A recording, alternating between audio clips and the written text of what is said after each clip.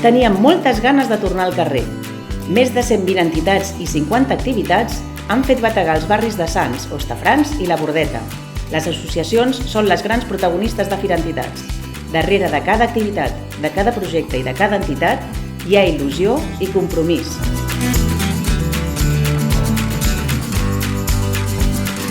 Som la força de les entitats.